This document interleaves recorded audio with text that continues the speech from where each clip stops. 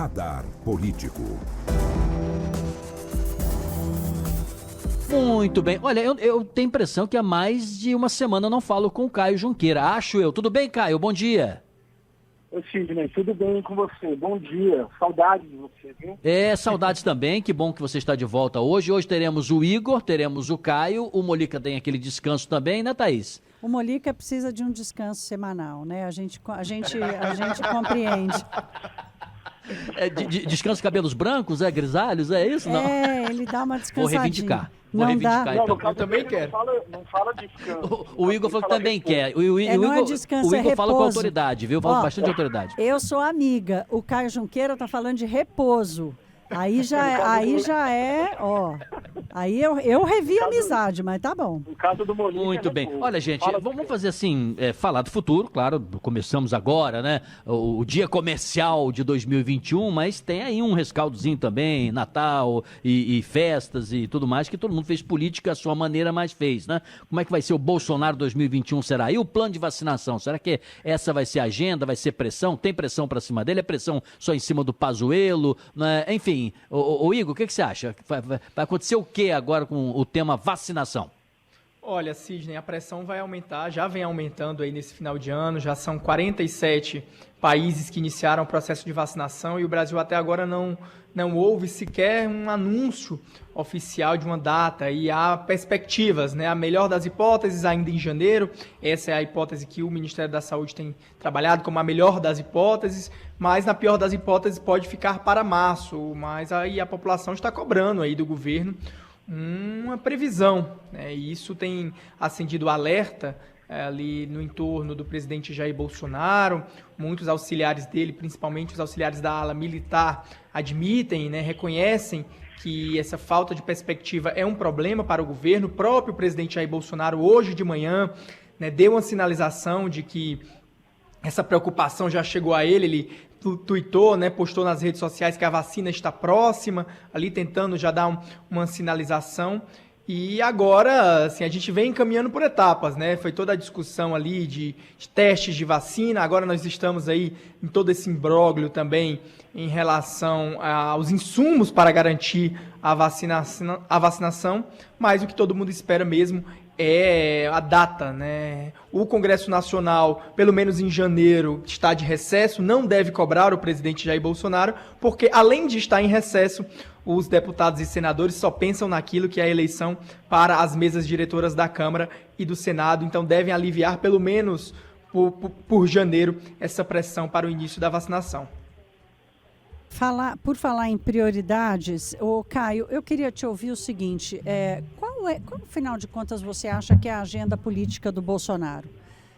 O Sidney, na abertura dele aqui, deu algumas opções, mas você que acompanha de perto e que vai descrevendo e testemunhando esse debate no Centro do Poder em Brasília, assim como o Igor também, qual a sua avaliação, qual é a agenda? Se você consegue traçar assim um perfil da agenda política de Bolsonaro para 2021, nesse terceiro ano de mandato?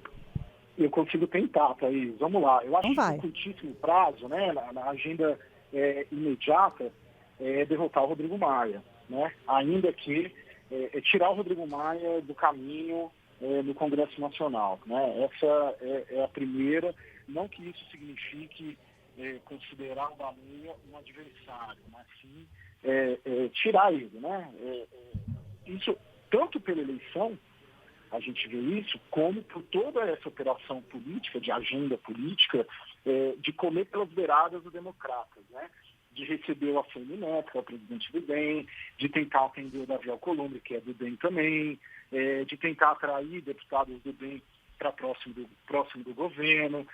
Numa operação que demanda tanto a eleição da mesa da Câmara, mas como também uma operação via democratas. Isso posto, né, a vida do governo no Senado, eu acho que está um pouco mais tranquila, porque ganhe lá um candidato do MDB, ganhe um candidato indicado pelo Davi. Acho que a vida ali vai ser tá mais bem desenhada.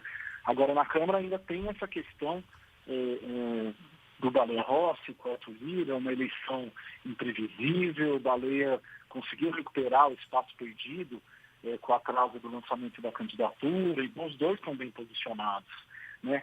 Tá superado isso, que a gente precisa redefinir, tanto que a agenda política dele vai depender tanto desse dia 1º de fevereiro, que a reforma ministerial é prevista para depois da eleição, e eu acredito que uma segunda agenda política vai ser o reposicionamento das forças políticas no Congresso, a depender do que a eleição da Câmara, a depender do que vai ocorrer na eleição da Câmara. Então, no curtíssimo prazo te respondendo, tirar Rodrigo Maia do caminho e, num segundo momento, reposicionar as forças políticas a partir do resultado da eleição da Câmara, principalmente já mirando, claro, o terceiro ponto da agenda política, que é caminhar para a reeleição e montar uma coalizão ampla para a reeleição do presidente Jair Bolsonaro.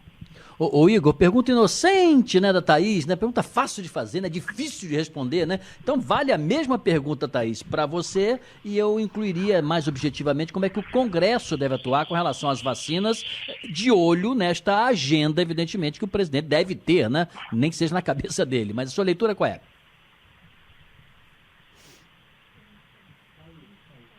Ih, o Igor caiu. Agora, voltou?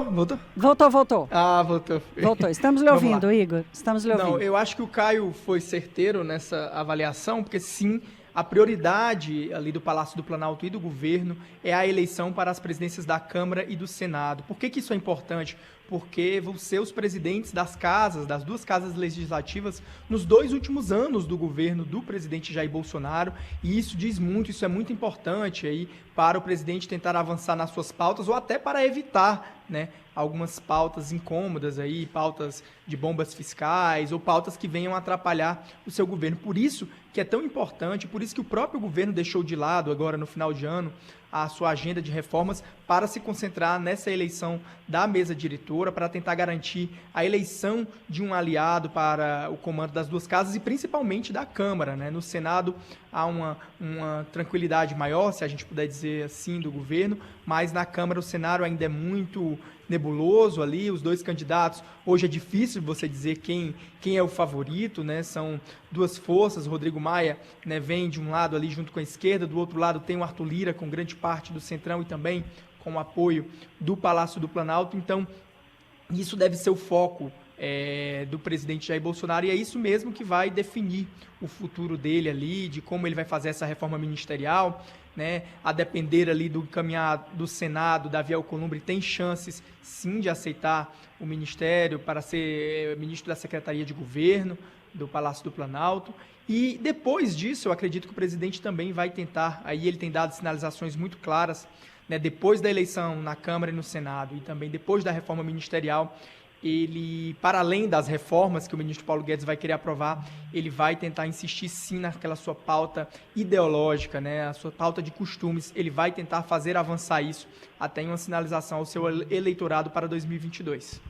Ô Caio, você falando aqui do terceiro ponto da agenda, que é mais de médio e longo prazo, que é a reeleição de Bolsonaro em 2022, e a gente sabe que no Brasil funciona assim também, como em outros países, a economia vai fazer toda a diferença. Agora, precisa haver uma política econômica clara de enfrentamento da crise, dos rescaldos da pandemia, que não é uma coisa que vai desaparecer, mesmo com a retomada em V, tão proclamada pelo ministro Paulo Guedes. Então, você consegue enxergar qual é a agenda de política econômica de Bolsonaro para tocar essa agenda, esse ponto da agenda que certamente é mais caro a ele? Ô, Thaís, vamos pegar o primeiro ponto ali, né, daquela reforma tributária, a primeira parte da reforma tributária que foi encaminhada, se não me engano, em agosto, daí veio a eleição municipal, depois veio esse problema todo aí com o Rodrigo Maia, que acabou não pautando e travou a reforma tributária. Mesmo se o Arthur Lira vence, a reforma tributária será pautada.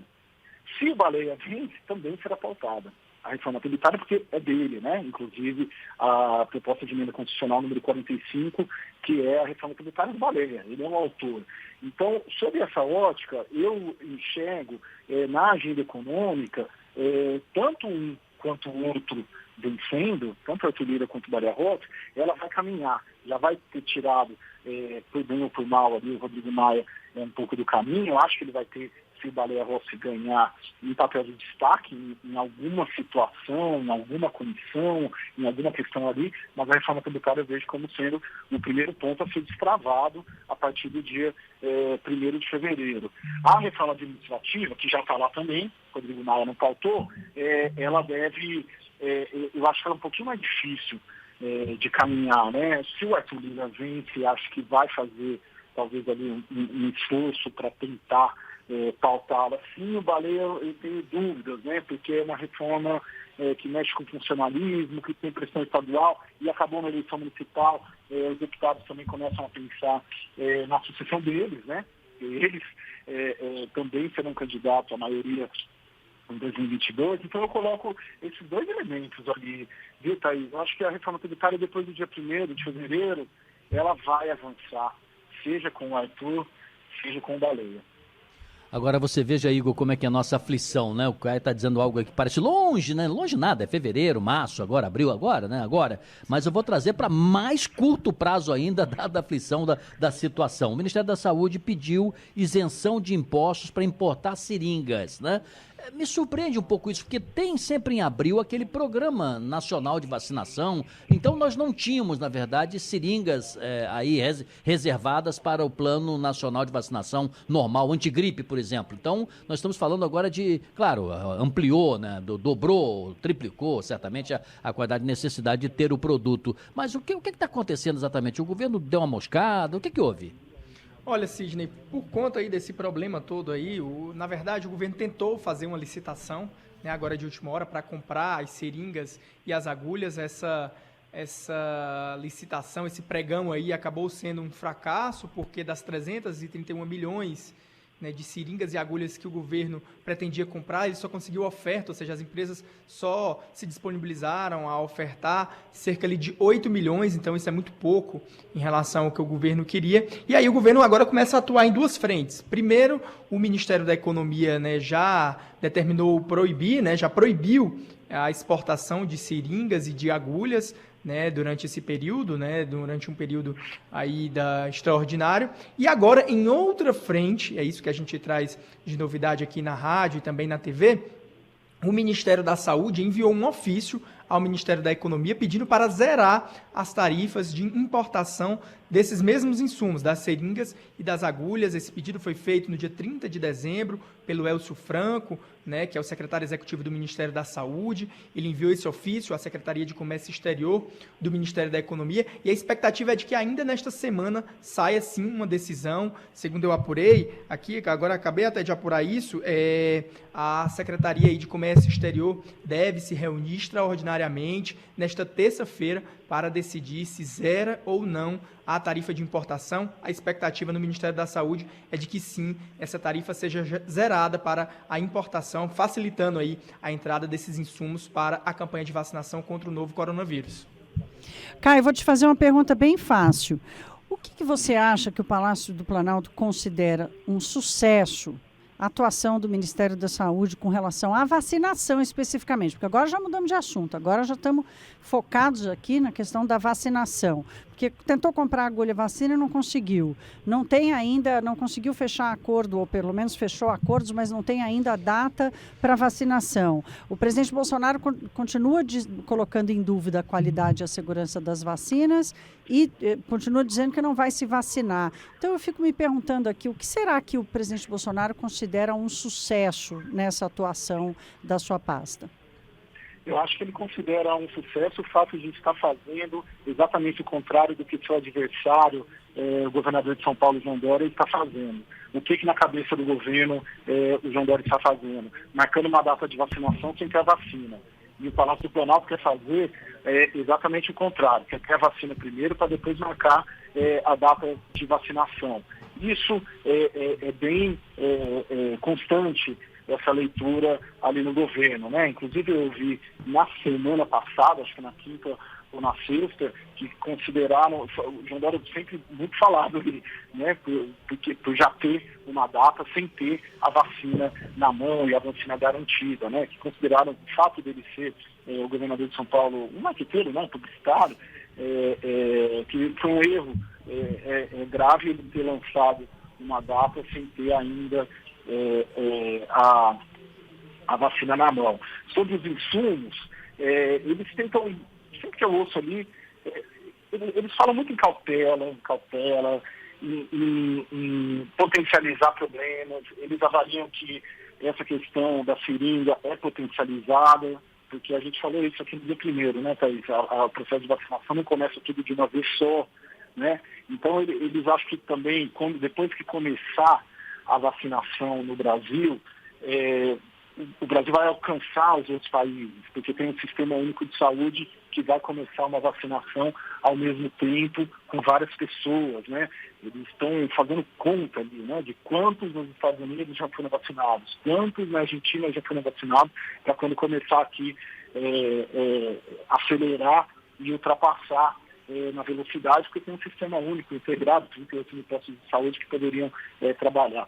Então, essa é a visão deles, né? A visão do governo é essa, Thaís, goste ou não. E aí, te respondendo que acho que decorre essa leitura sobre o plano, o tal plano e o cronograma de vacinação aqui no Brasil. Olha, no final das contas, nós tivemos hoje um radar político de a seguir cenas dos próximos capítulos, né? Porque nós vamos assistir a um mês de janeiro inteiro de articulações e tomara que as coisas realmente aconteçam. Meninos, foi um prazer tê-los de volta aqui no nosso quadro. Faltou o Molica, que está no seu, seu descanso. Descanso, gente, pelo amor de Deus. No seu descanso merecido. E amanhã estaremos de volta. Thaís, eu podia defendê-lo, mas ele disse que eu cubro jornalismo desde 1500, então deixa ele Deixa amanhã ele se virar sozinho, não? Então, mas ele não vai chegar aqui amanhã com o cabelo pintado, viu, Sidney Rezende? Até amanhã, senhores. Até amanhã. Até, beijinho. Beijinho.